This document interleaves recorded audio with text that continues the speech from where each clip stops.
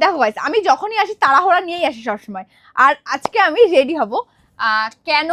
প্রথম কথা হলো আজকে আমাদের সেকেন্ড দিন। এতক্ষণ হয়তো জেনে গেছো আমরা কোথায় এসেছি ঘুরতে। তো রেডি হব, কিন্তু তাড়াহুড়ার মধ্যে দেখাই, জামা প্যান্ট গুলো দেখাই আগে। দাঁড়া। আমাকে বলা হয়েছিল শাড়ি আনার কথা, কিন্তু শাড়িটা আনার কথা ছিল একটা শুটের জন্য, বাট শুটটা ক্যান্সেল হয়ে গেছিল, তাই আমি আনিনি আর শাড়ি। তো তারপরে আমি এই টপ নর্মালি নিয়ে এসেছি, যে টপগুলো আমি পরবো, আর একটা স্কার্ট ঘাগরা নিয়ে এসেছিলাম দীঘা, সরি, বিচে পরবো। কিন্তু এখন হঠাৎ করে ঠিক বলছে যে শুট নাকি হবে। আর আরে পড়ে গেল টপটা।